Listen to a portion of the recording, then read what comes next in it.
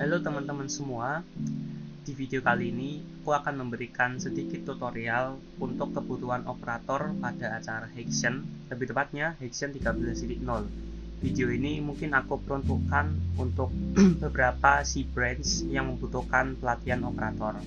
Nah, di video kali ini aku akan membuat tutorial terkait cara mengatur zoom untuk keperluan kalian tiap masing-masing branch lomba.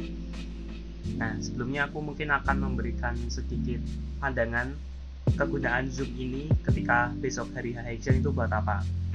Jadi, masing-masing branch besok ketika lomba, dia akan memiliki masing-masing zoom sendiri, yang dimana zoom ini harus diatur oleh operatornya secara full gitu. Jadi, tidak diatur oleh operator utama, melainkan langsung diatur oleh operator branch. Nah, maka dari itu di sini operator branch harus memegang kendali penuh terkait zoom ini. Di sini mungkin aku akan memberikan beberapa unsur-unsur penting di zoom yang harus kalian lakukan. Nah, jadi nanti room zoom ini akan disediakan oleh operator utama. Jadi kalian tinggal join aja, nggak perlu mikirin bagaimana cara membuatnya, cukup join di room yang disediakan aja. Nah, terus langkah pertama yang harus kalian lakukan ketika udah masuk di Zoom yaitu adalah mengklaim host. Jadi, ketika kalian baru join di Zoom, kalian itu sebagai guest, kalian belum sebagai host. Lalu, cara mengklaim hostnya adalah kalian ke partisipan, lalu klaim host. Nah, di sini kalian bisa masukkan host key-nya, udah aku siapkan. Host key-nya itu adalah 101010. Lalu langsung klaim aja. Nah, nanti otomatis kalian udah menjadi host. Keuntungan kalian jadi host adalah kalian udah memiliki beberapa akses-akses penting di Zoom, di room Zoom ini, seperti membuat breakout room dan segala macamnya. Termasuk ada host tool juga untuk mengatur seperti mau menghidupkan waiting room dan segala macamnya. Nah, lalu setelah sudah menjadi host, di sini kalian bisa membuat breakout room sesuai yang dibutuhkan. Mungkin sedikit penjelasan, room ini yang sekarang aku tempati ini adalah room utama. Yang dimana room utama ini adalah room yang akan kalian pakai untuk nanti para peserta perform. Nah, lalu breakout room di sini bertujuan untuk menjadikan tempat mereka ruang tunggu. Jadi kalian bisa membuat beberapa breakout room sebagai ruang tunggu mereka atau beberapa room lainnya yang dibutuhkan. Caranya gimana? Caranya kalian bisa mencari menu breakout room, biasanya ada di more, lalu kalian pencet breakout room.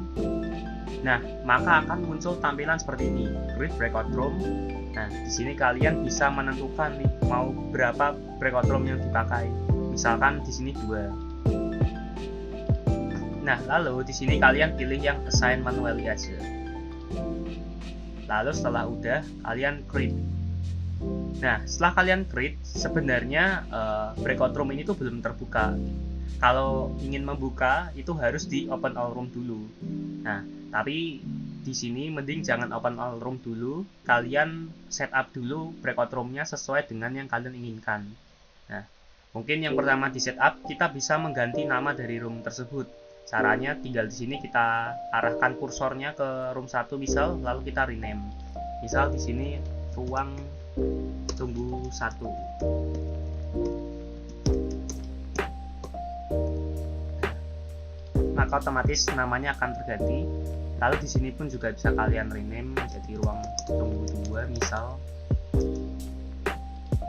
Nah, setelah sudah seperti ini, kalian jangan langsung open all room dulu. Kalian klik option dulu. Nah, option ini berguna untuk memberikan beberapa rules terkait breakout room. Seperti contoh, di sini ada allow participant to choose room. Nah, di sini tuh tergantung kesepakatan dari branch kalian. Apakah para partisipannya itu boleh langsung memilih breakout room? Misalkan, apakah para pesertanya itu boleh langsung join ke ruang tunggu atau harus kalian yang mobilisasiin gitu. Kalau misalkan nggak boleh, berarti ini dimatiin. Kalau misalnya boleh, berarti di-on-in aja. Nah, lalu di sini ada allow participant to return to the main session at any time. Nah, di poin ini itu mungkin cukup krusial, juga tergantung dari kaliannya sendiri maunya gimana. Cuman kalau misalkan ini kalian hidupin, berarti nanti setiap peserta yang ada di breakout room atau di ruang tunggu, dia bisa langsung move ke main session kapan aja. Dan sebenarnya ini cukup berisiko karena apabila kalian sedang ada peserta lain yang perform dan tiba-tiba ada peserta lain yang iseng, maka dia bisa aja malah join ke main session. Cuman ini tergantung dari brands kalian masing-masing ya, pengennya di allow atau tidak. Kalau misalkan di allow, berarti nanti partisipan bisa ke main session sendiri. Kalau misalkan tidak, berarti kalian yang harus mobilisasiin. Lalu untuk beberapa yang lainnya di sini langsung dicentang aja gak apa? Tiga ini tuh dicentang aja gak apa-apa. Karena ini bertujuan biar nanti ketika kalian mau mobilisasi itu pesertanya langsung dimobilisasi. Jadi gak harus menunggu pesertanya yang accept, tapi kalian langsung akan memobilisasi peserta tersebut. Lalu ini biarkan default aja yang bawahnya, dan kalau misalkan dirasa sudah cukup, bisa langsung aja open all room. Nah, nanti akan ada pesan all participants have been invited to join breakout rooms. Berarti breakout room sudah siap, ini sudah bisa dijoinkan. Nanti tinggal kalian mungkin memobilisasi pesertanya aja.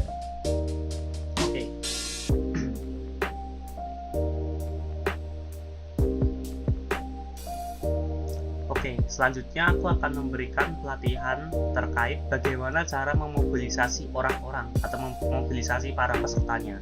Nah, misal di sini aku udah menyiapkan dua peserta. Nah, cara buat memobilisasi mereka, kalian tinggal ke bagian ini, breakout room. Lalu di sini kalian bisa cek ada beberapa partisipan yang unassigned. Di situ kalian bisa pilih buat dimobilisasikan ke breakout room. Caranya kalian bisa klik namanya, lalu nanti akan ada tulisan assign to di bagian kanan. Itu tinggal kalian klik aja, lalu pilih mau dipindahkan kemana, misalkan ruang tunggu 1. Nah, otomatis device yang tersambung atau device peserta tersebut akan langsung pindah ke ruang tunggu. Nah, bisa dilihat di room utama sekarang tinggal 2 orang karena satunya tadi langsung aku pindahkan ke ruang tunggu 1. Dan untuk cara mengembalikan ke main room, misalkan nanti dia adalah giliran untuk lomba, tinggal kalian move to, lalu nge-main session. Otomatis dia akan kembali ke dalam main session dan kalian bisa melakukan lombanya atau apa aja yang harus dilakukan. Dan jadi itu adalah cara buat mobilisasi. Sekarang aku akan menunjukkan cara untuk spotlight. Nah, pasti nanti kalian akan memiliki layout sendiri tiap branch. Sebagai contoh, misalkan layar yang akan tampil di main session itu harus ada timer dan video, misalkan seperti itu. Nah, cara agar yang tampil cuma 2 doang yang ter-highlight atau terpin itu dengan cara spotlight.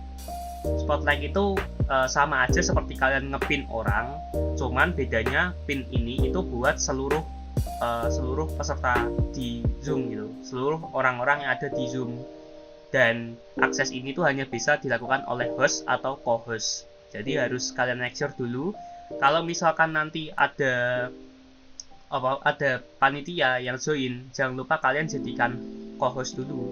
Caranya adalah kalian ke partisipan, lalu cari orang-orang yang ingin dijadikan co-host, misalkan operator Hexen ini, lalu kalian tinggal klik titik 3 dan make co-host gitu.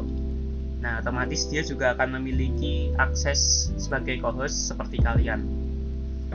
Nah, selanjutnya tinggal kalian spotlight orang-orang yang atau beberapa unsur-unsur yang diperlukan. Sebagai contoh di sini OBS. Aku sini ada yang nampilin OBS dan sini aku mau spotlight. Caranya adalah kalian pilih orang tersebut, arahkan kursor ke orang itu, lalu pilih titik 3. Nah, setelah itu di spotlight for everyone aja. Otomatis dia akan terpin di sini. Dan kalau misalkan mau menambah juga bisa. Kalian bisa memilih peserta yang lain, misalkan operator agent ini, lalu kalian add spotlight. Nah, maka di sini hasilnya adalah mereka akan berjejeran gitu, berjejeran dan terpin. Jadi nanti ketika sedang perform, layoutnya akan sesuai. Cuman di sini tuh ada beberapa peraturan terkait spotlight. Kalau misalkan kalian mau spotlight, pertama orang yang ada di room ini, di main room ini harus lebih dari 3 orang atau minimal 3 orang. Kalau misalkan di dalam room ini nggak ada 3 orang, maka dia nggak akan bisa nge-spotlight, nggak akan bisa spotlight for everyone. Yang kedua, orang-orang yang bisa kalian spotlight adalah orang yang menghidupkan kamera atau video ini. Kalau misalkan orang yang mematikan kamera, sebagai contoh yang ini, yang saya dokumen warna ini, misalkan aku klik titik 3, nah maka di sini nggak ada pilihan untuk spotlight karena dia tidak menghidupkan kamera. Jadi mungkin unsur-unsur penting itu bisa kalian ingat. Orang tersebut harus spotlight for everyone. Dan mungkin itu sedikit pelatihan terkait room zoom. Apabila kalian masih ada yang kebingungan terkait pelatihan ini, bisa kalian tanyakan aja ke aku, bisa kalian PC. Dan mungkin cukup itu dulu. Sekian, terima kasih.